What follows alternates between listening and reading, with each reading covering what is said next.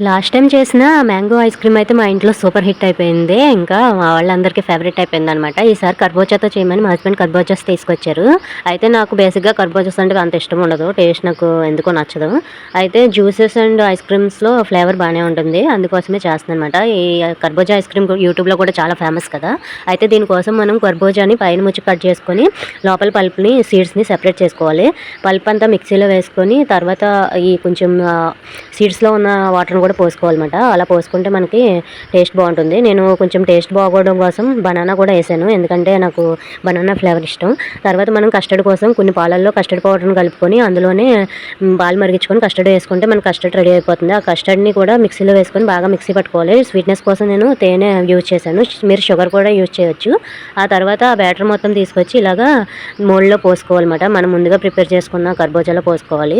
మిగిలిన బ్యాటర్‌ని నేను ఇలా గ్లాసెస్‌లో పోసాను. పోసిన తర్వాత వాటికి నేను ఐస్ క్రీమ్ ఇవి తినే స్పూన్స్ ఉంటే వాటిని పెట్టాను. ఎందుకంటే నా దగ్గర ఐస్ క్రీమ్ పుల్లలైతే లేవు. అందుకోసం అలా పెట్టాను. తర్వాత నెక్స్ట్ డే డీప్ ఫ్రిడ్జ్‌లో పెట్టేసుకొని నెక్స్ట్ డే తీసుకొని తింటే సూపర్ ఉంటుంది. సూపర్‌గా టేస్ట్ అయితే చాలా బాగుంది. నాకు బేసిక్‌గా కర్బూజా అంటే నచ్చదు. కానీ ఈ ఐస్ క్రీమ్ మాత్రం చాలా బాగుంది తినడానికి. ఇలా కుల్ఫీలా చేసుకొని తింటే ఇంకా అదిరిపోతుందన్నమాట.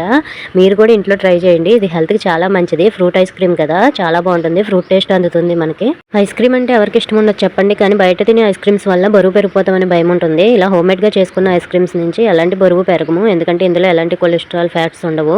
హెల్తీగా కూడా మంచిది. ఇంట్లో మీ పిల్లలతో మీరు ఎంజాయ్ చేయండి. మీ ఫేవరెట్ ఫ్రూట్‌తో ఐస్ క్రీమ్ చేసుకోండి. వీడియో నచ్చితే లైక్ చేయండి. మీ ఫేవరెట్ ఐస్ క్రీమ్ కామెంట్ చేయండి.